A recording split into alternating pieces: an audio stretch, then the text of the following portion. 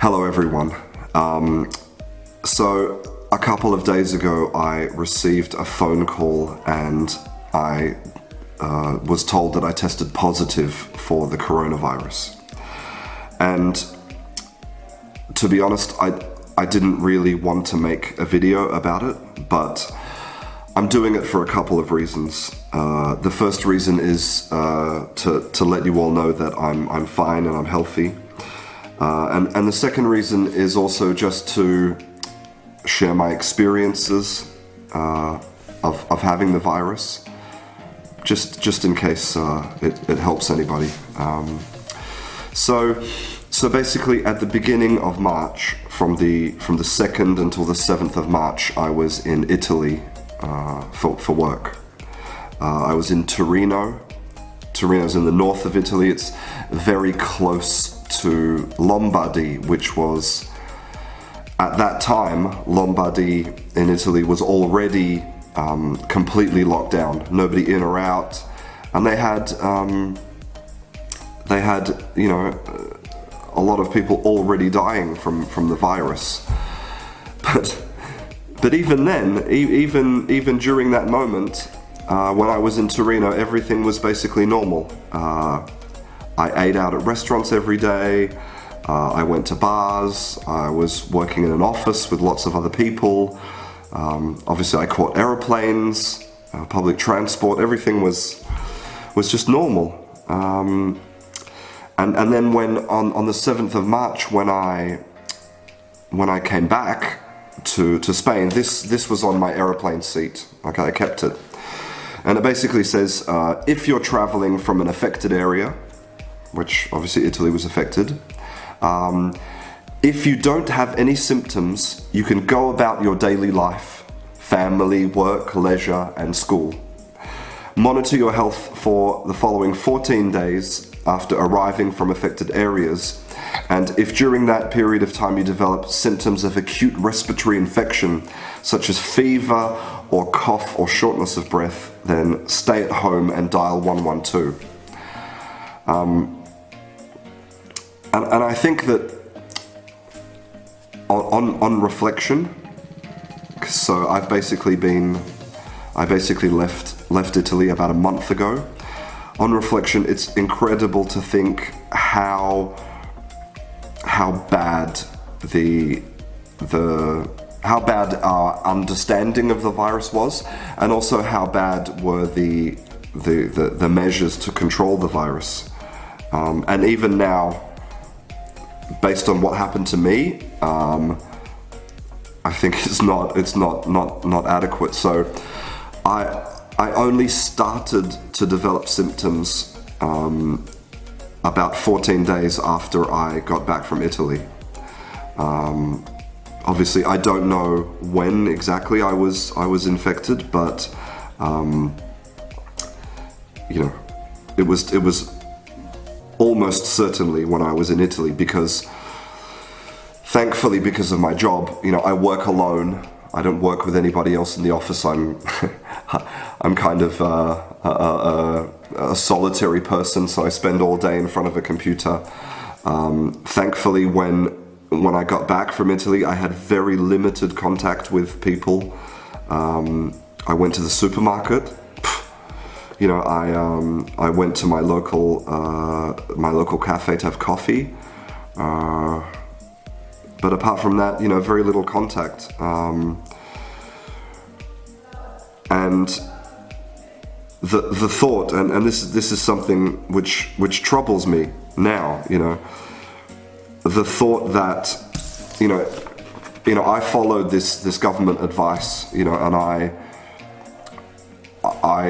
at that time, people were behaving kind of normally, even in the north of Italy. The thought that I could, for those 2 weeks, the thought that I could have been infecting other people is just horrific to me. Thankfully, I wasn't teaching any classes. I don't know, maybe I did infect people, I don't know. In the supermarket, maybe I touched something in the supermarket. Maybe I touched a coffee cup, do you know what I mean? And just the idea that that maybe, you know, I've infected other people and someone will die as a result it's a horrific thought. It's not a nice feeling. So anyway, for the past since I developed symptoms, I had a really bad kind of head infection. So my sinuses were blocked. I had incredible headaches. Even now, after 2 weeks, I still have headaches. I had a headache yesterday. I've got a headache right now, right behind my eyes. I've had a constant snot, completely blocked, sore throat. But I never developed any of the 3 symptoms that are on this paper. I never developed any of the 3 symptoms that you see on the internet. I never developed a cough. I never had fever. And I never had any breathing problems. Which obviously I'm really happy about, because I don't think that there's anything more terrifying than not being able to breathe.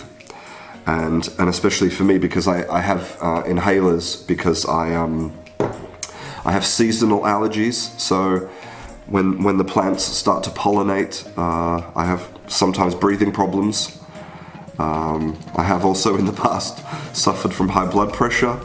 You know, I'm 41 years old. You know, I'm a good candidate to get really sick. I'm a good candidate to go into hospital and maybe even die. And so obviously I feel really lucky that I was not affected in a serious way by the virus. But having said that, you know, even though I wasn't, you know, affected seriously, I was in bed for 2 weeks. It's definitely the sickest that I've ever been in my adult life anyway. As a child, I don't know, but I've definitely never been this sick as an adult. I wouldn't recommend it. I'm gonna give it maybe 2 out of 10.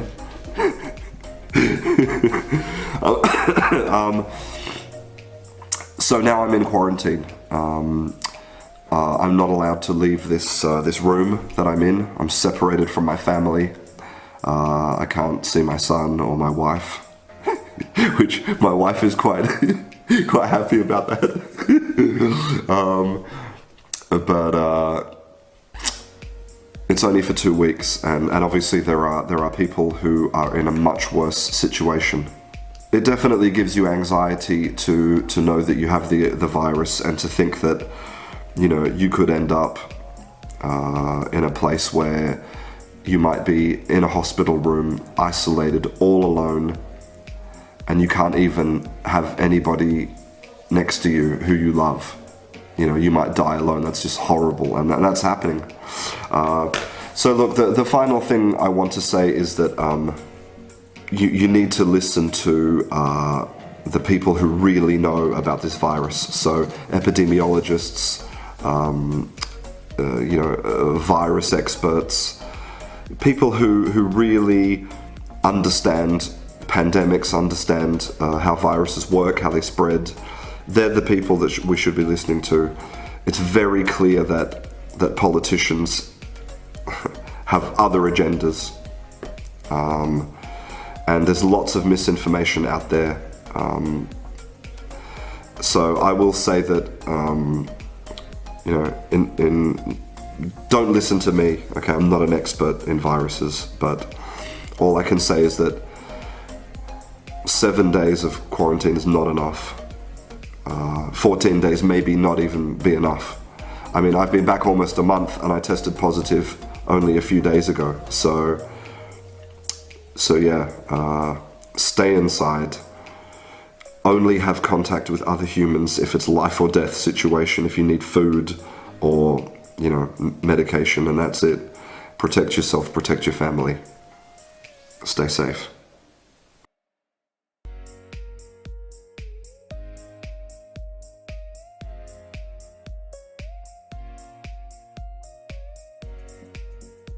Now, you may or may not know that recently I was diagnosed with coronavirus, and thankfully now I'm fully recovered.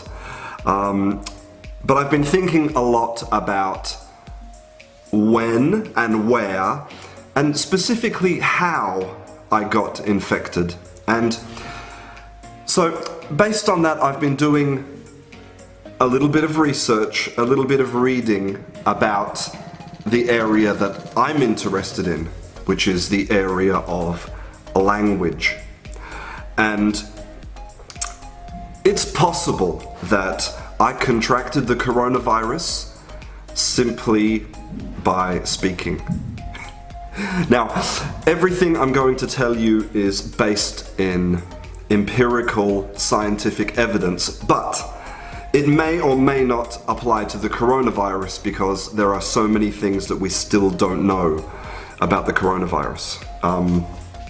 But I want to start this story in Washington, in America. Okay, so there was this story in the Los Angeles Times about a really small church in Washington that had a choir. If you don't know what a choir is a group of singers who come together, and normally they sing religious songs. And there were 60 people in this choir. They had one practice session together. They used alcohol gel. They used physical distancing.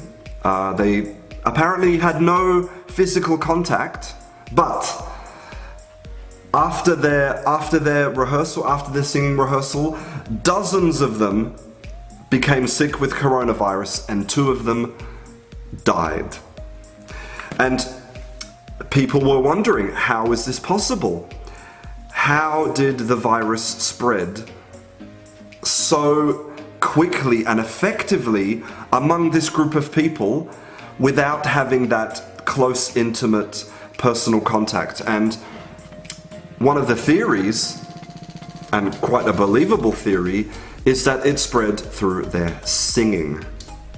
So every time you produce sound, okay, you think that it's invisible.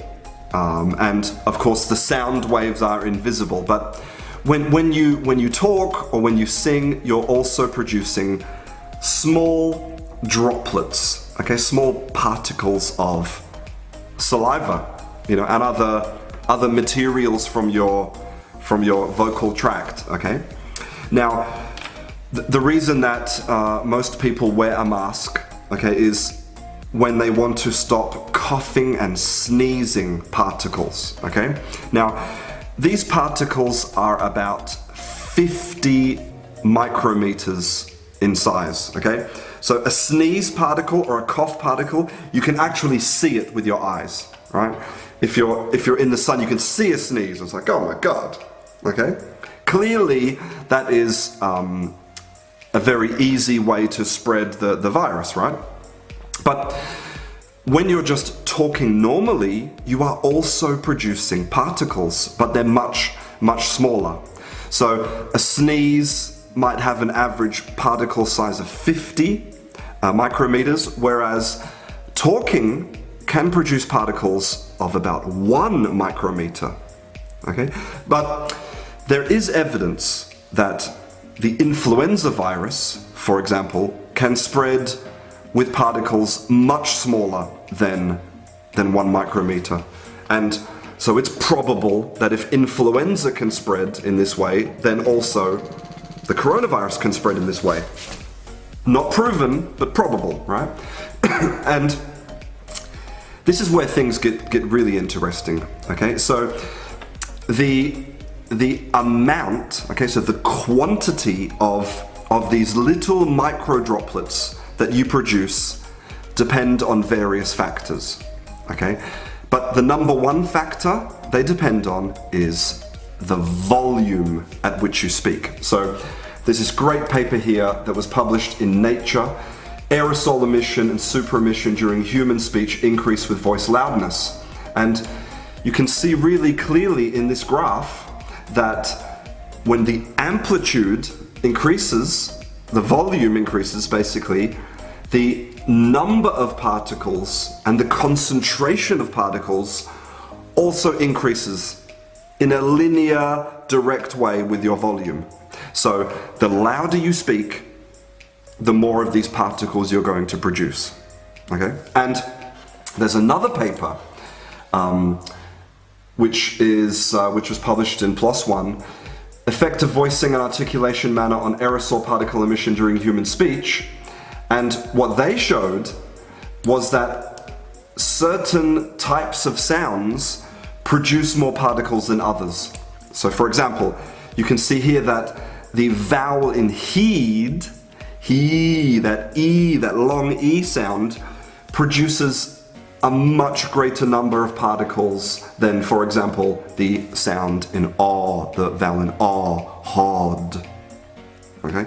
So, if you are speaking with a louder volume and you're producing certain types of sounds, then you can produce an enormous quantity of these particles, okay? And the research has shown that these particles can be more dangerous because they're smaller, they float in the air for longer, right? Because they're smaller, they're called aerosols. It's basically like spraying an air freshener in your room, okay? So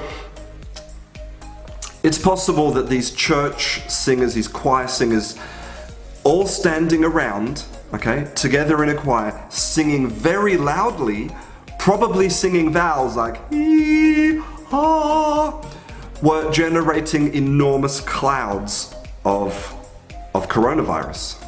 And again, I want to be clear that there's no evidence, there's no clear evidence that coronavirus is airborne, but it's probable. The question we need to ask is, what are some risk factors, right? Like, what makes it more likely to be in a dangerous situation? And one thing we need to take into account is something called the Lombard effect. Okay, the Lombard effect means that you increase the volume at which you speak depending on ambient noise. Okay, right. It's common sense, right? If you're in a disco, if you're in a nightclub, you speak louder, okay, to get over the music than if you're in a library, for example. But when the Lombard effect takes place, we don't just increase our volume, we also change other things about the way we speak. And you can do this experiment at home, right? You can put on some headphones and play some really loud music and try and have a conversation with another person, okay? And watch how the way that you speak changes with that volume. And so the research again has shown that, for example, you increase your volume, but you also increase the length of your vowels. Again, increasing the amount of droplets you produce. And you also put more emphasis on those function words. Ba, da, da, right? Look what you're doing.